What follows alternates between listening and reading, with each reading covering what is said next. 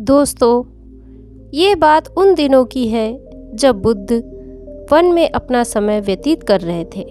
इस समय तक बुद्ध की प्रसिद्धि दूर दूर तक फैल चुकी थी। बहुत दूर से लोग अपनी समस्याओं का समाधान खोजने बुद्ध के पास आया करते थे। ऐसे ही एक बार जब बुद्ध वन में अपने शिष्यों को उपदेश दे रहे थे, तभी उनके पास एक अधेड़ उम्र का व्यक्ति अपने 20-21 वर्ष के पुत्र को लेकर आया। बुद्ध उन्हें देख इशारे में प्रवचन में बैठने के लिए कहते हैं। कुछ देर बाद जब प्रवचन पूरा हो जाता है और सब लोग एक एक कर जाने लगते हैं, तब बुद्ध उस पिता और उसके युवा पुत्र को बुलाते हैं और अपने पास बैठने के लिए कहते हैं। बुद्ध के आसपास चारों तरफ हरियाली छाई हुई थी और मौसम भी बहुत सुहाना था। तरह तरह के पक्षियों की चहक सुनाई दे रही थी। ये सब दृश्य देख उस व्यक्ति को भीतर से एक शांति महसूस हो रही थी। बुद्ध ने उनके आने का कारण पूछा।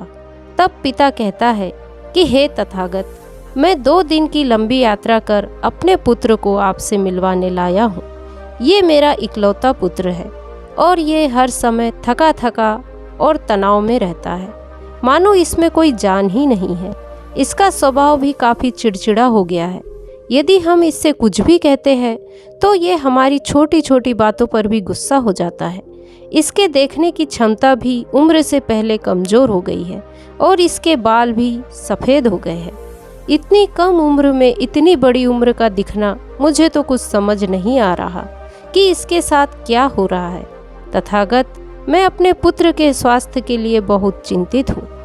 और जब मैं अपने पुत्र को वैद्य जी के पास दिखाने ले गया तो उन्होंने कुछ औषधि दी और कहा कि अपने पुत्र को तनाव कम लेने के लिए कहो।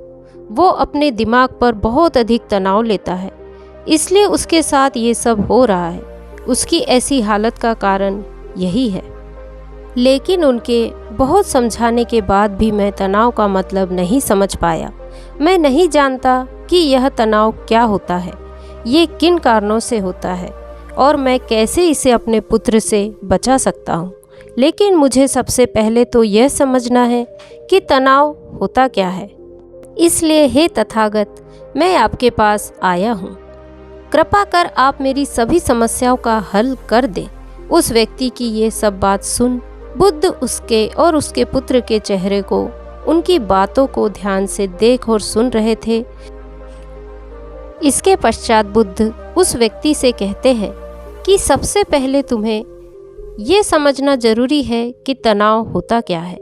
जब कोई व्यक्ति कोई कार्य कर रहा होता है लेकिन उसका मन कहीं दूर भटक रहा होता है, कल्पनाओं में होता है, तो उसके शरीर और मन के बीच एक दूरी पैदा हो जाती है।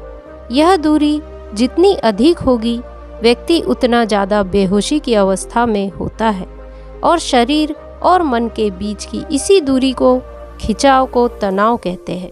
आखिर कोई पसंदीदा खेल खेलने के बाद व्यक्ति चुस्ती और प्रसन्नता से क्यों भर जाता है, जबकि उसने अपने शरीर को थकाया है? तो यहाँ समझने वाली बात यह है कि खेलते समय मन और शरीर एक साथ पूरी तरह उस खेल में केंद्रित होते हैं, जिससे शरीर और मन के बीच की दूरी पैदा नहीं होती और कोई तनाव भी पैदा नहीं होता। और यदि कोई तनाव होता भी है तो वह भी दूर हो जाता है। जबकि इसके विपरीत, जब हम कोई ऐसा कार्य करते हैं जो हमें पसंद नहीं है, तो हमारा शरीर तो काम कर रहा होता है लेकिन हमारा मन कहीं दूर कल्पनाओं में भटक रहा होता है, जिससे शरीर और मन के बीच एक दूरी पैदा हो जाती है, जिससे तनाव जन्म लेता है। इसलिए व्यक्ति को एक समय पर एक ही कार्य करना चाहिए और अपने तन और मन की सारी शक्ति उसी एक कार्य पर लगा देना चाहिए, जिससे व्यक्ति के भीतर तनाव पैदा ही ना हो। इसके लिए बुद्ध कहते हैं, तनाव पैदा होने के 8 कारण होते हैं और जिसने इन मुख्य 8 कारणों को समझ लिया, वह जीवन भर तनाव मुक्त रह सकता है।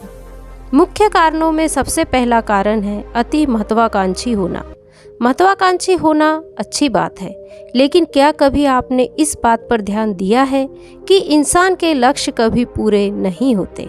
उसका एक लक्ष्य पूरा होता है कि वह दूसरे की तरफ भागने लगता है, दूसरा पूरा होता है तो वह तीसरे की तरफ भागने लगता है, और इस तरह वह अपने लक्ष्य को पाने के लिए जिंदगी भर गोल गोल घूमता रहता है। इसलिए जो व्यक्ति अति महत्वाकांक्षी होते हैं, जिसमें बड़े बड़े लक्ष्य बनाए होते हैं, वह व्यक्ति वर्तमान में कभी रह नहीं पाता। उसका मन सदैव भविष्य की योजना बनाने में लगा रहता है। उसका शरीर तो वर्तमान में रहता है, लेकिन मन भविष्य में रहता है, जिससे मन और शरीर के बीच दूरी पैदा हो जाती है और वह तनाव भरी जिंदगी जीते रहता है।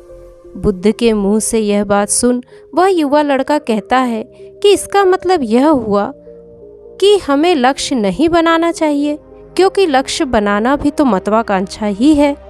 इस पर बुद्ध कहते हैं कि जीवन में लक्ष्य बनाना गलत बात नहीं है, लेकिन समस्या तब होती है जब हम अपना पूरा ध्यान उस लक्ष्य से मिलने वाले परिणाम पर लगा देते हैं और उस परिणाम की चिंता में लगे रहते हैं। व्यक्ति को वर्तमान में जीना आना चाहिए।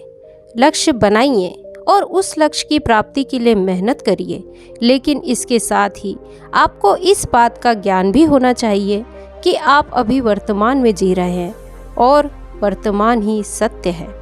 बुद्ध ने आगे कहा, तनाव का दूसरा सबसे बड़ा कारण है ईर्ष्या। जब व्यक्ति का मन ईर्ष्या और जलन से भर जाता है, तब उसका मन अंदर से खराब होने लगता है। ईर्ष्या एक आंतरिक घाव है। आंतरिक घाव यानी कि मन का घाव। व्यक्ति के शरीर का घाव तो भर सकता है, लेकिन मन का घाव नहीं भर सकता। व्यक्ति को दूसरे की तरक्की से ईर्ष्या नहीं करनी चाहिए, क्योंकि ईर्ष्या तनाव का कारण बनती है। बुद्ध तनाव का अगला कारण बताते हुए कहते हैं, अरुचिपूर्ण कार्य करने से भी व्यक्ति के मन में तनाव पैदा होता है। जो काम हमें पसंद ही नहीं है, जिस काम में हमारी रुचि ही नहीं है, यदि हमें वह काम कभी करना पड़े तो हमारा मन उस काम में नहीं लग पाएगा। हमारा शरीर तो वहीं रहेगा, लेकिन हमारा मन कल्पनाओं की उड़ान भरेगा, जिससे शरीर और मन के बीच दूरी उत्पन्न हो जाएगी और व्यक्ति तनाव से भर जाएगा। इसलिए व्यक्ति को अपनी रुचि अनुसार ही कार्य करना चाहिए। यदि व्यक्ति ने यह जान लिया कि उसकी रुचि किस काम में है, उसे कौन सा काम करना पसंद है, तो वह उसी काम को अपने जीवन का लक्ष्य बना लेगा, तो वह उसके लिए काम नहीं आनंद बन जाएगा। तनाव का चौथा कारण होता है किसी दूसरे से अपेक्षा रखना। बुद्ध ने उस व्यक्ति की ओर इशारा करते हुए कहा कि तुम्हारे पुत्र से बहुत सी अपेक्षाएं होगी। तुम चाहोगे कि तुम्हारा पुत्र एक बहुत ही कामयाब इंसान बने, बहुत आगे बढ़े, तुम्हारा नाम रोशन करे। जैसा तुम चाहते हो वैसा वो करे, तुम्हारी हर बात माने। लेकिन क्या आज तक कभी किसी की सारी इच्छाएं पूर्ण हुई है?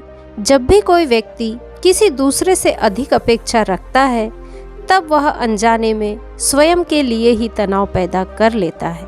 जरा सोचो, यदि तुम्हारा बेटा तुम्हारे अनुसार कार्य नहीं कर रहा है, जैसा तुम चाहते हो वैसा नहीं बन रहा है, जो तुम उसे बनाना चाहते हो, तो निश्चित रूप से वह तुम्हारे तनाव का कारण बन जाता है और तुम तनाव से भरा जीवन जीना शुरू कर देते हो।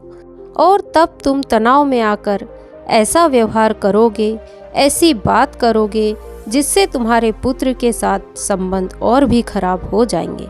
इसलिए व्यक्ति को जितना हो सके उतना दूसरों से अपेक्षा कम रखनी चाहिए, और यदि तुम पूरी तरह तनाव मुक्त रहना चाहते हो तो दूसरों से अपेक्षा करना ही बंद कर दो।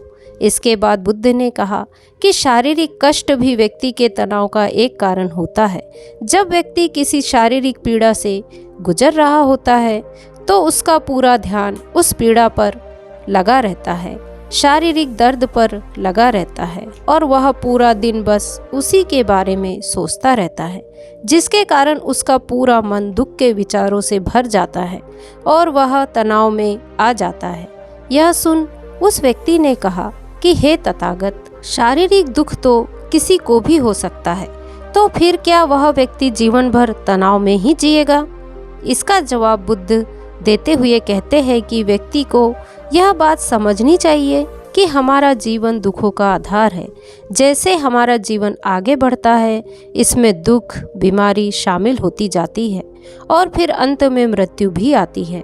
तो बीमारियां इंसान के जीवन का अभिन्न अंग है, कोई इनसे बच नहीं सकता। बस किसी के जीवन में यह समय से पहले आ जाती है तो किसी के जीवन में बाद में, लेकिन आती सभी के है। यदि व्यक्ति इस बात को अच्छी तरह से समझ ले तो वह फिर इसके बारे में सोचकर अधिक तनाव नहीं लेगा, क्योंकि यह हमारे जीवन का अभिन्न हिस्सा है। और इसके लिए व्यक्ति को शारीरिक रूप से अभ्यास करते रहना चाहिए। व्यक्ति को अपने जीवन में व्यायाम और स्वस्थ जीवन शैली को अपनाना चाहिए, ताकि व्यक्ति का शरीर लंबे समय तक निरोगी रह सके और सही तरह से काम कर सके। तनाव का अगला कारण होता है अपनी योजनाओं को समझने के लिए समय न देना। कुछ लोगों के दिमाग में कोई विचार आया नहीं कि वह बिना सोचे समझे उस पर काम करना शुरू कर देते हैं, और जब उस काम में उन्हें असफलता मिलती है तो वो तनाव से भर जाते हैं, क्योंकि उन्होंने उस काम को शुरू करने से पहले उसके बारे में पूर्ण जानकारी नहीं ली थी।